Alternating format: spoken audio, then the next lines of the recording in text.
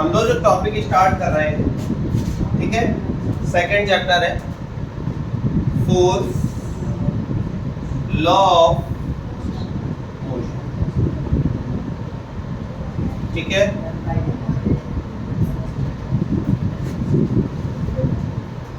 Force law of motion या कह सकते हैं Newton's force law of motion, ठीक है। क्योंकि हमारी जो आधी से ज्यादा फिजिक्स है, आधी या कह सकते हैं पूरी फिजिक्स है, किसने बनाई हुई। और ये समझ लो कि जो हमारे पास न्यूटन थे, ये पूरी इनकी फिजिक्स हम लोग पढ़ ही नहीं सकते। इन्होंने एक फाइल तैयार की या कह सकते हैं एक बुक तैयार की थी, और वो बुक आधी जल गई थी, ठीक है। और जली हुई बुक में जितने पेज बचे थे केवल हम लोग उतना पढ़ रहे हैं। अगर धोखे से भी पूरी बुक होती तब क्या होता, ठीक है। तो बहुत सारी चीजें हैं जो हम लोगों को पढ़नी है। पहले हम लोग बात करते हैं फोर्स लॉ ऑफ मोशन की। तो उसमें एक वर्ड मोशन जो कि हम लोग पढ़ चुके हैं, इसकी तीनों इक्वेशन भी पढ़ चुके हैं, वेलोसिटी क्या होती है, सारी चीजें हम लोग देख चुके हैं। अब बात करते हैं किसकी, फोर्स के लॉ। इन्होंने क्या किया था, 3 लॉ दिए थे। फोर्स लॉ ऑफ मोशन कितने हैं, 3। फर्स्ट वाला, फर्स्ट लॉ थोड़ा सा ध्यान देंगे। क्या ध्यान देना है, नॉर्मल सी बात है। हमने क्या किया, ये अपना हाथ है, इसके ऊपर मार्कर को रख दिया, ठीक। अब टच तो कर नहीं रहे, इसको ऐसे रखे रहेंगे ना। अभी ये रेस्ट पोजीशन में, जब कोई भी इस पर वर्क नहीं होता है, या हम कहते हैं ये थोड़ा भी मोशन नहीं कर रहे हैं, तो ये किस पोजीशन में है, रेस्ट पोजीशन में। तो अभी ये रेस्ट पोजीशन में, ऐसे खड़े खड़े हम सो गए, ऐसे ही बने रहेंगे। अगर हमारा हाथ थोड़ा भी नीचे या ऊपर होता तो हमने क्या किया, फोर्स लगा एक तरह से, तब इनकी डायरेक्शन चेंज होगी। यानी कि अगर कोई भी ऑब्जेक्ट किसमें है, रेस्ट पोजीशन में। पहले लॉ में हमें यही बताया गया कि कोई भी ऑब्जेक्ट अगर रेस्ट पोजीशन में, किस पोजीशन में, रेस्ट, तो वो कंटिन्यू रेस्ट पोजीशन में रहेगा। कब तक, जब तक उस पर कोई एक्सटर्नल फोर्स अप्लाई ना किया जाए। बात समझ में आ गई। जब तक हम उस पर कोई एक्सटर्नल फोर्स नहीं लगाएंगे, उसकी ना तो पोजीशन चेंज हो सकती है ना। अगर कोई भी बॉडी किस में है, मोमेंटम में, यानी कि मूवमेंट कर रही है, प्रेजेंट में क्या कर रही है, वो मूवमेंट कर रही है, वो कंटिन्यू मूवमेंट करती रहेगी जब तक उस पर कोई एक्सटर्नल फोर्स अप्लाई ना हो। कैसे, जैसे हमने क्या किया, इस मार्कर को यहाँ से थोड़ा, ये अपने आप नीचे आ आएगा। अगर हम ये हाथ यहाँ ना लगाए, हाथ क्या कर रहा है, कोई फोर्स लगा रहा है जो कि आने से रोकेगा ना। या फिर अगर नहीं भी रुकता, हो सकता है यहाँ से गिरने के बाद धीरे से नीचे चला जाए, तो इसकी वेलोसिटी में कुछ डिफरेंस आ जाएगा। तो ये हमने कोई एक्सटर्नल फोर्स लगाया है। यहाँ पर क्या था, कोई भी ऑब्जेक्ट मूवमेंट पोजीशन पर था, मूवमेंट करता हुआ नीचे तक आया। अगर ये हाथ ना होता तो कंटिन्यू मूवमेंट करता रहता, लेकिन किसकी वजह से उसकी मूवमेंट रुकी, एक्सटर्नल फोर्स की वजह से। तो डेफिनेशन बिल्कुल साफ सीधी है कि अगर कोई भी बॉडी इसमें है, मोशन पोजीशन में है या फिर रेस्ट पोजीशन में है, तो वो कंटिन्यू या तो मोशन पे रहेगी या कंटिन्यू किस पर रहेगी, रेस्ट पोजीशन पर रहेगी, जब तक उस पर कोई एक एक्सटर्नल फोर्स अप्लाई ना किया जाए। बात समझ में आ गई, कोई डाउट?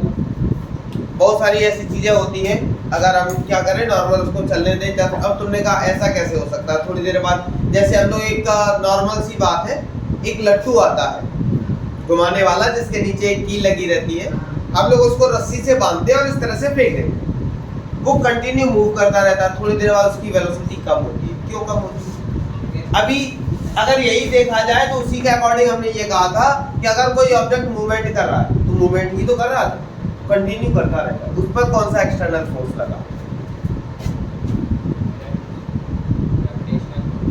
ग्रेविटेशनल फोर्स लग गया?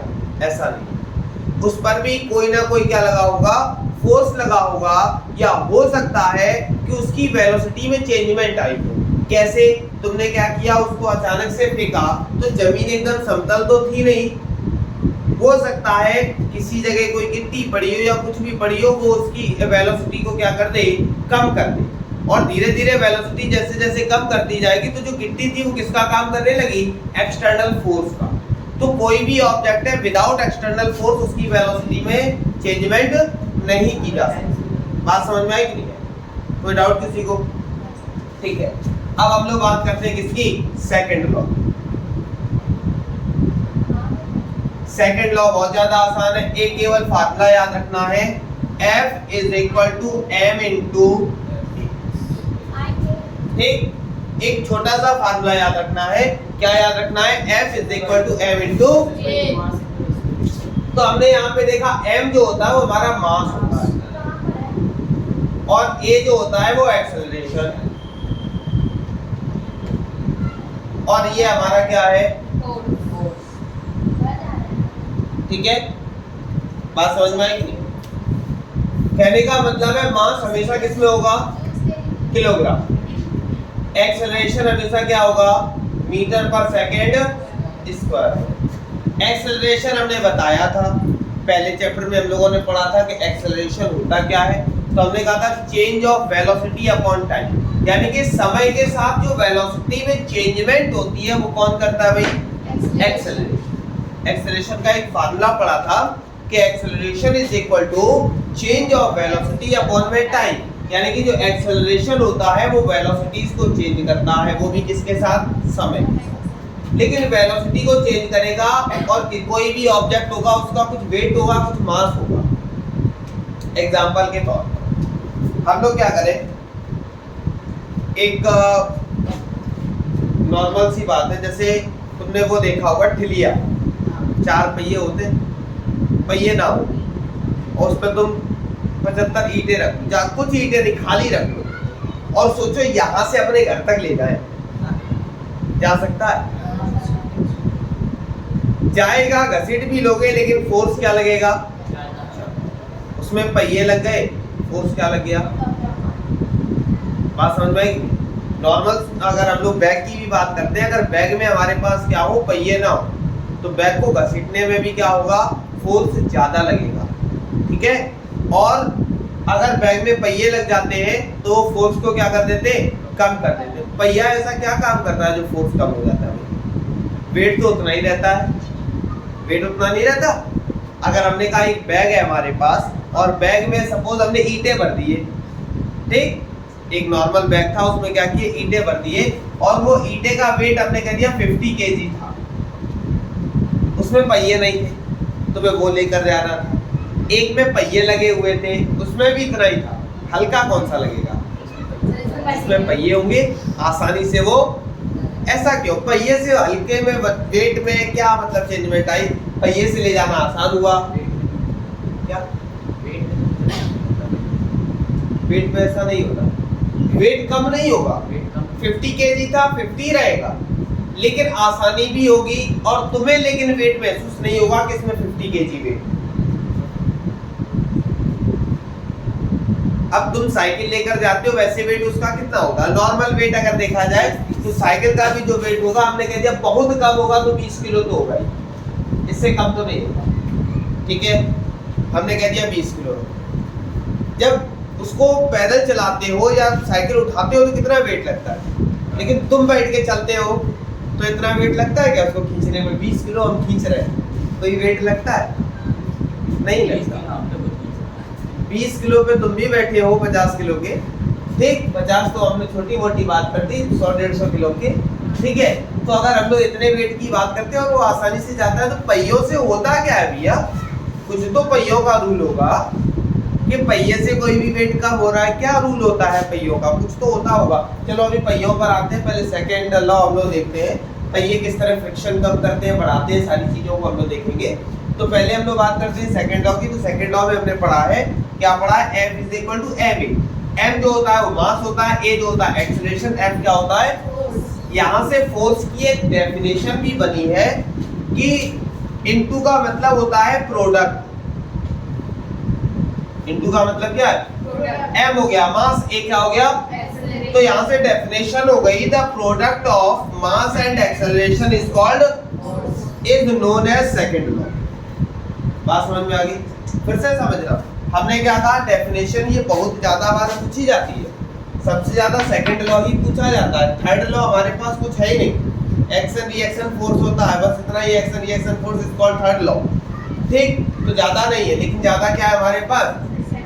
सेकंड। तो सेकंड लॉ में हमने कहा कि सबसे ज्यादा फर्स्ट लॉ पूछा जाता है और सेकंड लॉ। तो फर्स्ट वाले में हमने बताया था कि अगर कोई भी बॉडी रेस्ट पोजीशन में तो वो कंटिन्यू रेस्ट पर रहेगी। कोई अगर मोशन पोजीशन में है कंटिन्यू मोशन पर रहेगी जब तक उस पर कोई एक्सटर्नल फोर्स अप्लाई ना किया जाए। लेकिन हमने बताया सेकंड लॉ, तो सेकंड लॉ में हमने बताया F इज इक्वल टू क्या होता है?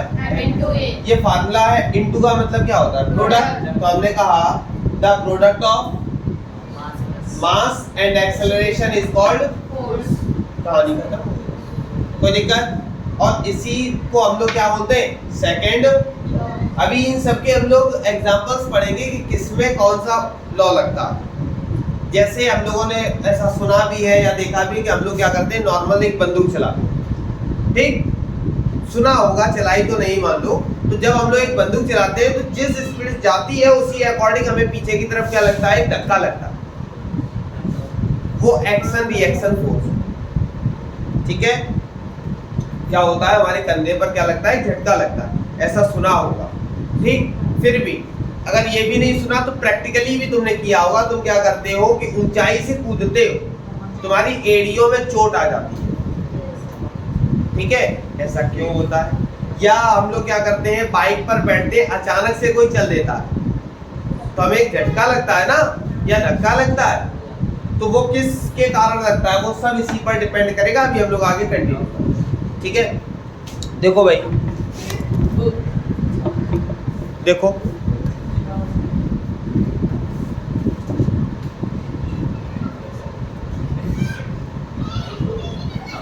अब अगर हम लोग बात करते हैं किसकी? थर्ड वाले की। अगर हम लोग बात करें तो थर्ड वाले में कैसे क्या होगा ध्यान।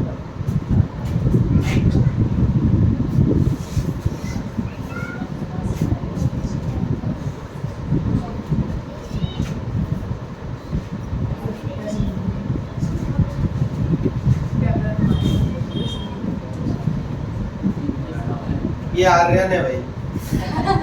अच्छा लग रहा ना आर्यन?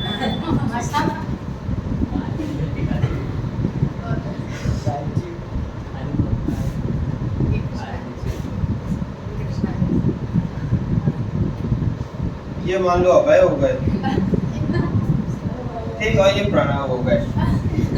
ठीक, मतलब अभी उनकी चेंजेस के अकॉर्डिंग बनाया है। बस देखो, ड्राइंग हमारी अच्छी है, ड्राइंग से कोई लेना देना है नहीं, केवल चीजों को समझना है। हमने एक तरफ किसको खड़ा किया है? आर्यन। आर्यन खड़े हुए हैं भाई। एक तरफ हमारे पास प्रणव है और एक तरफ कौन है? रस्सी पकड़ा दी गई भाई। दोनों को क्या किया गया? रस्सी पकड़ाई गई। कहा गया खींचो, कौन जीतता है? अब भाई, और इनाम रखी गई एक टॉफी। एक टॉफी के लिए दोनों लोग। अब सबको पता है कि भाई यही कहा गया कि एक तरफ हम लोग आर्यन को खड़ा करें, वो ज्यादा ठीक है। ये चवन्नी अठन्नी इस तरफ रहेंगे तो शायद एक बार के लिए ये हार जाए, वरना कंटिन्यू भाई दोनों में क्या किया गया? एक घमासान युद्ध हुआ और एक एक रस्सी पकड़ा दी गई। जो जीता उसे ये टॉफी दे दी गई। अब दोनों लोग लगे पड़े भाई टॉफी के लालच। रस्सी से खींचने में लगे, ये भी खींच रहा है, ये भी खींच रहा है और ये भी खींच रहा है। थोड़ी देर बाद पता चला कि जो टॉफी देने वाला था वो भाग गया और इसकी जानकारी आर्यन को हो गई कि ये भाग गया, अब टॉफी मिलनी है नहीं। इन दोनों को जानकारी नहीं। ये दोनों लगे पड़े थे। एक फोर्स इस तरफ लग रहा था जो कि ये लोग लगा रहे थे, हमने कहा F1 फोर्स लग रहा था। एक फोर्स इस तरफ लग रहा था जो कि आर्यन लगा रहे थे, उसको हमने F2 फोर्स कह दिया। इतनी बात समझ में आई? एक फोर्स इस तरफ लग रहा था, एक फोर्स इस तरफ लग रहा था। इस टाइम ये बैलेंस फोर्स है क्योंकि इन दोनों के बराबर अकेला मुकाबला बंदा कर सकता है। तो हमने कहा इस टाइम ये जो फोर्स है वो कैसा है? Balance force. अगर तुमसे डेफिनेशन बैलेंस फोर्स की पूछी जाती तो नॉर्मल डेफिनेशन में कुछ ऐसा खास नहीं। बैलेंस का मतलब ही होता है कि दो ऑब्जेक्ट पर इक्वल जो फोर्स लगता है वही हमारा बैलेंस फोर्स है। और भी डेफिनेशंस है, वो भी हम लोग पढ़ेंगे। तो पहले तो हम लोग थर्ड पढ़ रहे हैं, तो थर्ड इक्वेशन वो सॉरी थर्ड लॉ में हम लोग जानेंगे। थर्ड लॉ में हमने कहा एक फोर्स इस तरफ लग रहा होगा, एक फोर्स। जैसे ही पता चला कि टॉफी का जो टॉफी दे रहा था, जो ग्राहक था वो चला गया, टॉफी देगा कौन? इन्होंने क्या किया, एक काम करो, रस्सी छोड़ दो। कौन इतनी मेहनत करे भाई, टॉफी वॉफी मिल नहीं रही है। जैसे रस्सी छोड़ी ये इस तरफ गिरी, प्रणव इनके ऊपर गिरी, और जैसे कार्टून में जमीन में चपक जाते हैं ऐसे ही चपक गए। तो उस चपकने से कोई मतलब नहीं था, नॉर्मल सी बात समझना कि कहने का मतलब ये इनका जो फोर्स लग रहा था वो तो F1 लग ही रहा था। जब इन्होंने F2 को छोड़ दिया यानी कि अपना फोर्स खत्म कर दिया तो दोनों के फोर्स इकट्ठे लग गए, उस इकट्ठे फोर्स से ये गिरी। बात समझ में आई? इनका अकेले का फोर्स नहीं था, इन्होंने अपना पूरा फोर्स पहले क्या किया, दोनों लोग रस्सी खींच रहे, ठीक, और रस्सी जब दोनों लोग खींच रहे थे और एक तरफ से रस्सी छूट जाए तो ये तो पूरे फोर्स से खींच ही रहे, इनका भी कुछ फोर्स था जो अपनी तरफ खींच रहे थे, वो पूरा फोर्स इसी तरफ। तो कभी भी अपोजिट डायरेक्शन में जब हम लोग कुछ काम करते हैं तो फोर्स दोनों के क्या हो जाते हैं, क्लियर? इसी को एक्शन रिएक्शन फोर्स, जिसको हम लोग किस नाम से जानते हैं, थर्ड लॉ ऑफ मोशन। बात समझ में आ गई? कोई दिक्कत? अगर हम लोग बात करें किसकी, थर्ड लॉ ऑफ मोशन की, तो एक छोटा सा केवल इतना माइंड में सेट रखना है। क्या सेट रखना है? आर्यन को, प्रणव को और अगर ये तीन याद है, इन तीन लोगों की शक्ल देख लोगे, थर्ड लॉ ऑफ मोशन कभी नहीं। ठीक, करना क्या है कि जैसे ही ये रस्सी छोड़ेंगे इधर वाले दोनों क्या हो जाएंगे, फोर्स ऐड हो जाएंगे, तो एक्शन रिएक्शन या अपोजिट रिएक्शन फोर्स जो होते हैं वो ऑलवेज क्या हो जाते हैं, ज्यादा हो जाते हैं। जैसे हम लोग नॉर्मल कई क्वेश्चन पढ़ते भी हैं, कभी कभी हम लोग क्या करते हैं, जैसे नॉर्मल अगर बात करते हैं, ट्रेन में हम बैठे होते और सपोज जैसे ट्रेन में हम बैठे थे, लखनऊ जा रहे थे, एक ट्रेन उस तरफ से आ रही थी कानपुर की तरफ, तुम इस ट्रेन में बैठे हो लेकिन तुम्हें इस वाली ट्रेन की स्पीड अपनी ट्रेन से ज्यादा लगी, ठीक है? क्यों लगी? तो याद रखोगे अपोजिट साइड की वेलोसिटीज भी आपस में या स्पीड आपस में क्या हो जाती है, ऐड हो जाती है, ठीक है? ऐड होने के कारण सामने वाले की वेलोसिटी तुम्हें क्या होती है, ज्यादा नजर आती है। जब हम स्टेशन से भी निकलते हैं, जैसे स्टेशन क्रॉस करती है ट्रेन, तो हमें लगता है कि हमारी ट्रेन बहुत ज़्यादा स्पीड से स्टेशन क्रॉस की हुई है, तो इसीलिए क्योंकि स्टेशन हमारा इस तरफ छूटता हुआ चला जाता है और हम इस तरफ चले जाते हैं, तो स्टेशन की उस टाइम कोई वेलोसिटी नहीं होती, लेकिन फिर भी याद रखोगे कि दो अपोजिट साइड में कोई भी चीज़ जा रही हो, उनकी वेलोसिटी, उनकी स्पीड आपस में क्या हो जाती है, ऐड हो जाती है। इसी तरह से यहाँ पर फोर्स जो होता है वो आपस में क्या हो जाता है, ऐड हो जाता है। बात समझ में आ गई? कोई डाउट किसी को? हमारे पास तीन लॉ समझ में आ गए। पहला लॉ क्या था? तो पहले लॉ में हमने बताया कि कोई भी ऑब्जेक्ट अगर किस पोजीशन में है तो वो कंटिन्यू रेस्ट पोजीशन पर रहेगा तब तक उस पर कोई एक्सटर्नल फोर्स अप्लाई, अगर कोई मोशन पोजीशन में है तो कंटिन्यू मोशन करता रहेगा जब तक उस पर कोई एक्सटर्नल फोर्स अप्लाई। फिर हमने बताया सेकंड, तो सेकंड में हमने केवल एक फार्मूला बताया था, F = m इनटू को हमने प्रोडक्ट बताया था, तो हमने कहा था the product of mass and acceleration is called force, is known as second law of motion. Third वाले में हमने बताया every action reaction force is called third law of, और अगर नहीं याद आता एक्शन रिएक्शन तो इन तीनों की शक्ल याद रखनी है, तुम्हें सारी चीजें याद आ जाएंगी, ठीक है? बात समझ में आ गई? अब थोड़ा सा आगे क्या आगे बढ़ेंगे, कुछ हम लोग रीजंस जानेंगे, इसी से कुछ रीजंस जानते हैं। ऐसा हमने कई एक बार बताया है, फिर से एक बार देखते हैं, और उसके रीजन हमने नहीं दिए थे लेकिन आज रीजन भी देते हैं। जैसे हमने नॉर्मल सी बात बताई थी कि हम लोग क्या करते हैं, जैसे जनरल हम लोग ट्रेन में बैठे थे, इस टाइम हम सारे जितने भी पैसेंजर्स हैं वो एक ट्रेन में बैठे, ठीक? और जैसे हम ट्रेन में बैठे, हमने मार्कर को उछाला, मार्कर हमारे हाथ में ही आता है, ऐसा होता है कि नहीं जनरल? कभी वैसे सोचा ये ट्रेन का अगर बोगी है, एक तरह से डिब्बा है, ठीक, और हमने बॉल को उछाला तो ट्रेन तो आगे बढ़ रही है, उसको पीछे जाना चाहिए, लेकिन आता कहाँ है, हमारे हाथ में। क्यों आता है? अच्छा, ग्रेविटी के कारण नहीं। तो वहां पर याद रखोगे, अभी हमने बताया कि कोई भी ऑब्जेक्ट अगर मोशन में तो कंटिन्यू मोशन में ही रहेगा जब तक उस पर कोई एक्सटर्नल फोर्स अप्लाई। तो हमने कहा कि अगर ट्रेन मूवमेंट कर रही है, मोशन में है, तो उसके अंदर एवरी ऑब्जेक्ट इज मोशन, यानी कि हर एक जितने भी ऑब्जेक्ट होंगे वो किस कंडीशन में होंगे, मोशन कंडीशन में होंगे। यानी कि अगर जिस स्पीड से हमारी ट्रेन चल रही है उसी स्पीड से उस ट्रेन में रखा प्रत्येक वस्तु, प्रत्येक ऑब्जेक्ट उसी स्पीड से चल रहा होगा जिस स्पीड से ट्रेन चल रही होगी। जब हमने बॉल को उछाला तो बॉल भी उतनी ही वेलोसिटी रही होगी जितनी किसकी होगी, ट्रेन। बात समझ में आ गई?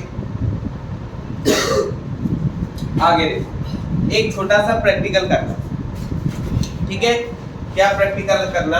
एक इतना बड़ा आइस का टुकड़ा लेना। आइस जानते हो ना क्या होता है, ठीक है? छोटा मोटा इतना बड़ा बर्फ का क्या लेना, उस पर एक क्या करना, रस्सी डाल देना, एक रस्सी है बर्फ के टुकड़े, ठीक? और उसमें थोड़ा सा सॉल्ट डालना। ये रस्सी जो होगी यहाँ चपक जाएगी। इस रस्सी को उठाओगे साथ में ये भी उठेगा। पता है ऐसा क्यों?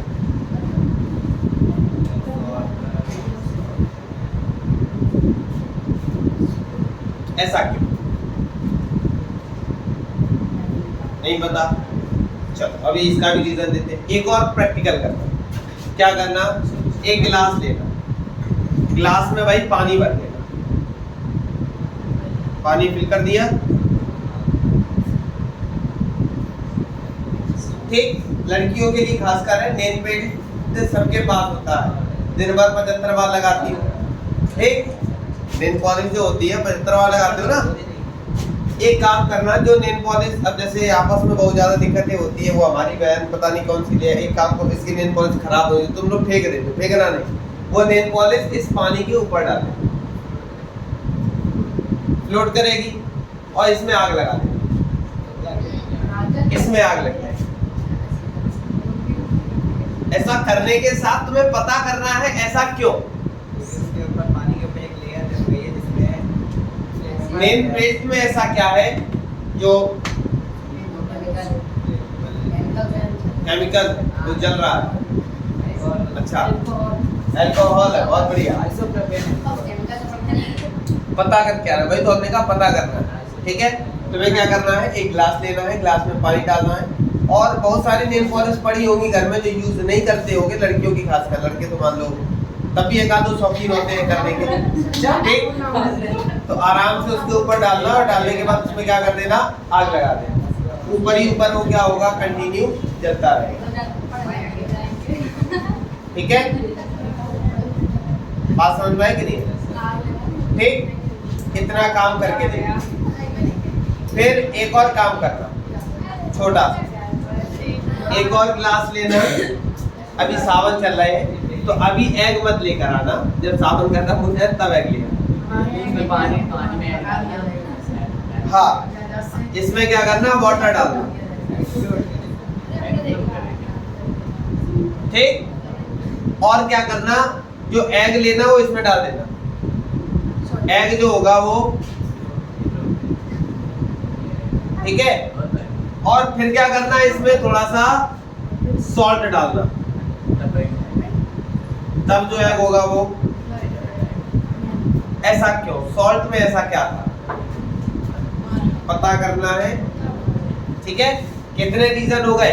पहला रीजन हमने बताया आइस वाला, आइस के ऊपर क्या करना है, एक रस्सी, रस्सी के ऊपर सॉल्ट। ये रस्सी जो होगी इससे क्या होगी, और आसानी से उसको उठा सकते हो। ये घर में प्रैक्टिकली किया जा सकता है, लेकिन ऐसा क्यों हुआ, रीजन कौन बताएगा?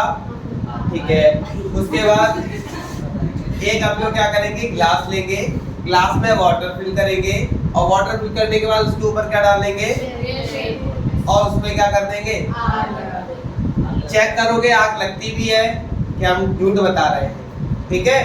आग लगाओगे और फिर देखोगे कितनी देर तक जलता है। तुमने पानी पे आग लगते हुए नहीं देखा होगा। एक और रीजन कर सकते हो, अगर आग लग, केवल आग देखनी हो तो भाई पानी डालना, और पानी के ऊपर पेट्रोल डाल देना, और आग लगा देना। जब तक पेट्रोल होगी तब तक जलेगा। लेकिन ये तो चलो तुमने मान लिया कि पेट्रोल एक ईंधन है, इस वजह से जल रहा है। नेल पेंट में ऐसा क्या था जो जल रहा था, ये जानकारी तुम्हें लेकर आनी है। एक और चीज, एक प्लास्टिक वाला ग्लास लेना। सब पानी वाले बता रहे हैं, अभी बहुत सारे हैं प्रैक्टिकल करने के लिए, अभी हम लोग करके भी सीखेंगे। ठीक है, अभी हमने सामान मंगवाया है लैब का, तो हर एक प्रैक्टिकल हम लोग यहाँ करेंगे, ठीक।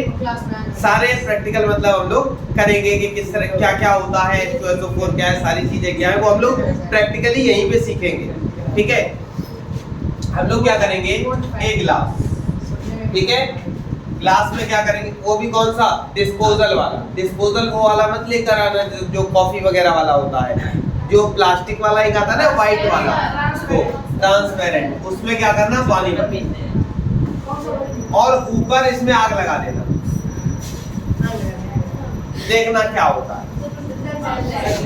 पानी का बॉर्डर है वो जितने जितने पानी का बॉर्डर होगा उतना उतना रह जाएगा, बाकी पूरा जल जाएगा। लेकिन उस गिलास को भीगने मत देना, नहीं पता चले तो उसमें आग ही ना लगे। कहने का मतलब बिल्कुल सूखा गिलास रखा, उसमें बिल्कुल बीच में धार बनाकर पानी भर दिया, जितना तुम्हें भरना हो थोड़ा बहुत, और ऊपर लगा देना आग। होगा क्या, जितने में पानी होगा उतना रह जाएगा, बाकी ऊपर का जल जाएगा। क्यों? क्योंकि नीचे पानी।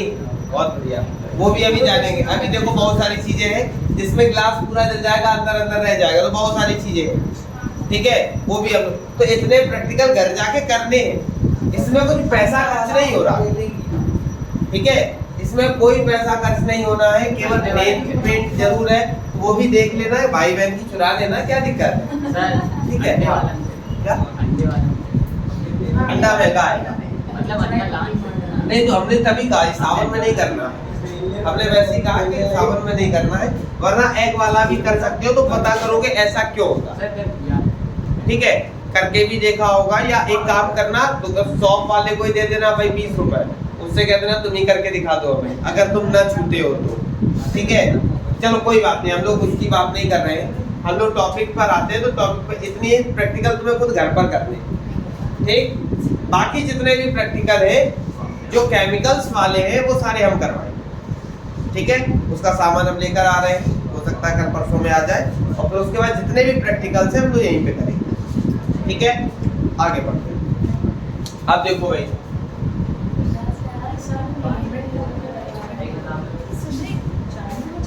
अब ध्यान देंगे, दो तरह के फोर्स होते हैं हमारा, एक पढ़ेंगे हम लोग बैलेंस,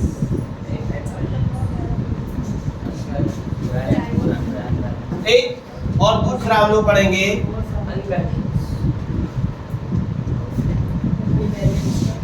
तो इनके नाम से ही समझ में आ रहा है कि बैलेंस फोर्स क्या है और हमारे पास अनबैलेंस फोर्स क्या है। तो बैलेंस फोर्स क्या होता है भाई, जो बैलेंस हो, डेफिनेशन में यही लिख कर आना, जो बैलेंस हो वो बैलेंस फोर्स, और जो अनबैलेंस हो वो अनबैलेंस फोर्स। बैलेंस का मतलब क्या हो गया, जो संतुलन बनाकर रखे। बैलेंस को हिंदी में बोलते हैं संतुलित फोर्स या संतुलित बल। तो जो संतुलन बनाकर रखे, दो चीजों का संतुलन बनाए, ठीक है, उसी को क्या बोलेंगे, ये बैलेंस कब बनाएगा, जब हम इसको बीच से पकड़ लें। ऐसे बैलेंस बनाएगा, नहीं बना सकता। कैसे बनाएगा, अब देखो, हाँ, इससे एक और प्रैक्टिकल याद आया। देखो कैसे, एक छोटा सा प्रैक्टिकल देखो, ध्यान देना। जैसे साइकिल की रिम जो होती है, अब बड़ी वाली रिम हो सकता है तुम ना घुमा पाओ, छोटी वाली रिम लेना या कोई भी लेना, उसको क्या करना कि जब कभी भी उसको एक रस्सी से लटकाओगे तो हमेशा वो ऐसी लटकी रहेगी नीचे घूमने के लिए तैयार, लेकिन जब उसको घुमाओगे तो वो इस तरह से खड़ी होकर घूमेगी। ऐसा क्यों, ठीक है। तो बहुत सारे रीजंस हो गए, वो अपना जानते रहना। पहले हम लोग बात करते हैं किसकी, बैलेंस फोर्स की। तो कोई एक लोग डेफिनेशन हमें बता दो बैलेंस की क्या होगी। Balance force act on a stationary body, the body continues to remain in a stationary क्या होगा balance, what is balance force, भाई बताओ, कोई एक लोग बताओ भाई, बैलेंस फोर्स क्या होता है, बताओ भाई, फिर हम लोग आगे बढ़े।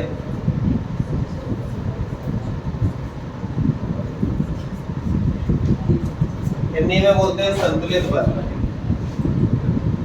समझ में नहीं आ रहा है, किताब से पढ़ लिया फिर भी, और इसको बोलते हैं असंतुलित बल।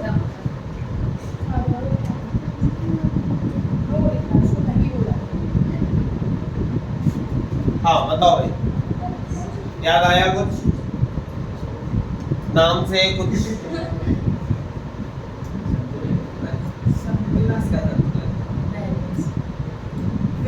अच्छा, एक तुम लोगों ने डंबल देखा इस टाइप होता है ना, लोग कसरत करते हैं, एक को यहाँ पकड़ते हैं, एक यहाँ पकड़ते हैं, खुद बीच में रहते हैं। किसी को देखा यहाँ कॉर्नर पे खड़ा हो जाए, एक ही तरफ से डंबल चला रहा हो।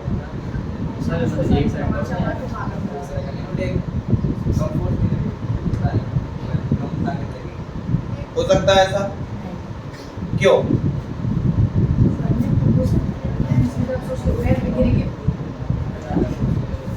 एक छोटा सा काम करना, चलो ये भी एक छोटा सा काम करना, एक लकड़ी लेना, ठीक है, इतनी बड़ी लकड़ी ले लेना, ठीक, इसमें एक बाल्टी टांग देना इस तरफ और एक बाल्टी इक्वल वेट इस तरफ, ठीक है, और तुम यहाँ पकड़ना, पकड़ पाओगे? ऐसे पकड़ के बाल्टी उठाना। कहने का मतलब है जैसे ये तुमने रस्सी ली, एक यहाँ पे कोई बाल्टी या कोई वजनदार चीज टांग देना, एक यहाँ टांग देना, और यहीं पे हाथ लगा के उठा सकते। उठेगा? कहाँ से उठेगा? यहाँ से। क्यों? सेंटर इक्वल, इक्वल क्या है?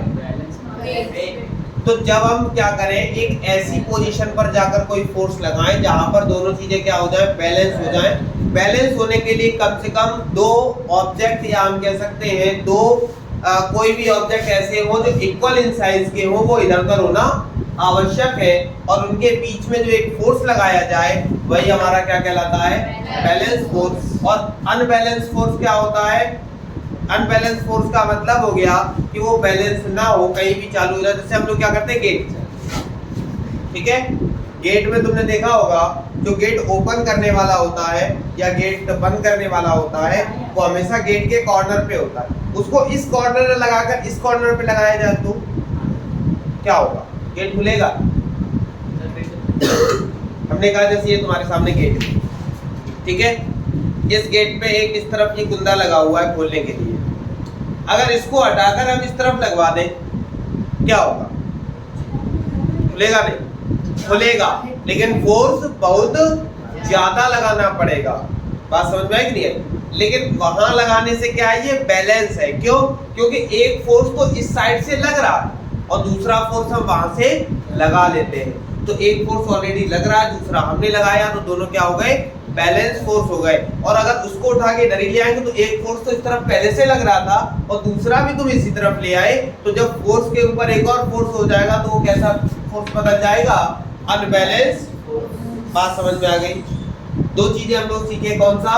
बैलेंस फोर्स सीख गए और अनबैलेंस। इस चैप्टर में भी न्यूमेरिकल सॉल्व करने के लिए वही फार्मूले होंगे। P = U + AT होगी पहली इक्वेशन, दूसरी इक्वेशन S = UT + ½ AT² होगा, और तीसरी इक्वेशन B² = U² + 2AS होगा।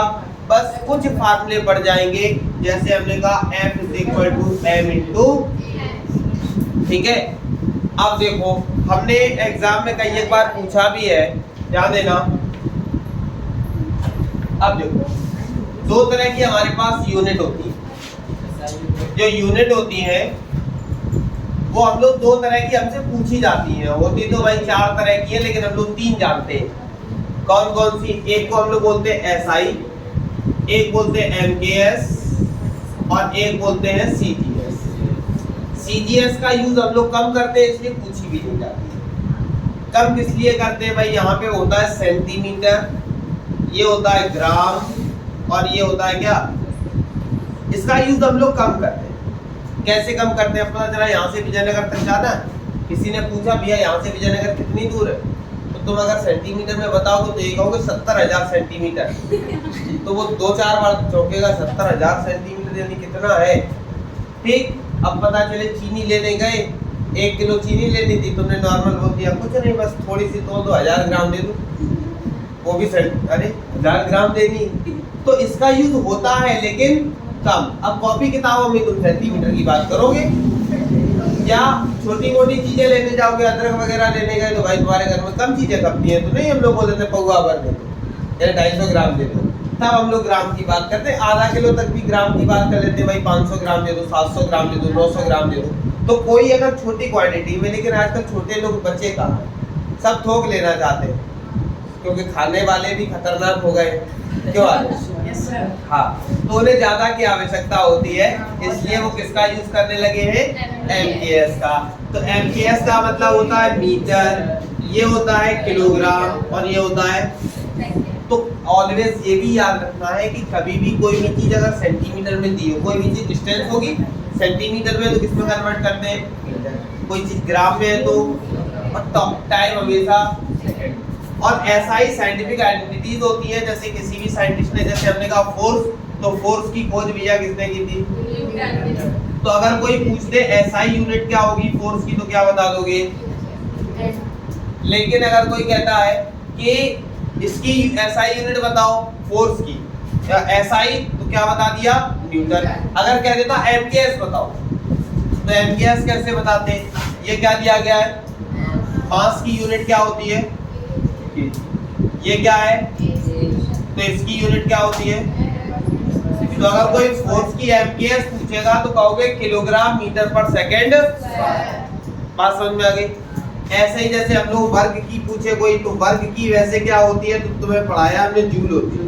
भैया जूल ही मत पढ़ना, बहुत से लोग जूल ही पढ़ लेते हैं, तो जूल बोलते हैं इसको, ठीक है। W जो होता है वो वर्ग होता है, और वर्ग की यूनिट क्या होती है, जूल। इसका फार्मूला हमने तुम्हें बताया था क्या, F इंटू, अभी देखो F की हमने यूनिट MKS निकाली, क्या निकाली, किलोग्राम मीटर पर सेकंड स्क्वायर, का मतलब है अपॉन में कितना, सेकंड। इनटू में क्या लिखा हुआ है, S क्या होता है, डिस्प्लेसमेंट, तो हमने क्या लिख दिया, तो यहाँ देखा किलोग्राम, मीटर मीटर, तो हमने क्या दिया मीटर स्क्वायर पर सेकंड।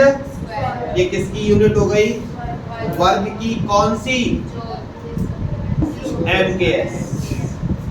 बात समझ में आई कि नहीं? और अगर हमसे कहता है ये कौन सी यूनिट है, तो कह देते कौन सी है, SI यूनिट वो होती है जो साइंटिस्टों के नाम पर दी जाती है, वो हमारी क्या कहलाती है, SI यूनिट कहलाती है। लेकिन MKS यूनिट वो होती है जो मानव निर्मित होती है, या हम कह सकते हैं उसको हम कन्वर्ट कर सकते हैं अकॉर्डिंग टू फार्मूला। अगर हमें फार्मूले की जानकारी है तो हम क्या कर सकते हैं, उससे SI यूनिट से हम लोग MKS बना सकते हैं। लेकिन याद रखना कभी SI यूनिट बनाई नहीं जाती है, SI यूनिट हमें पहले से पता होनी चाहिए। और SI हमसे सबसे ज्यादा पूछता है, MKS बहुत रेयर है, कम पूछता है, लेकिन पूछता है। CGS तुमसे कभी नहीं पूछेगा। बात समझ में आ गई? कोई दिक्कत?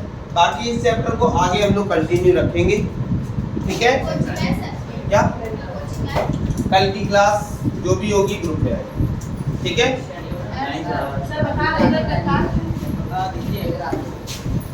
बताइए सर।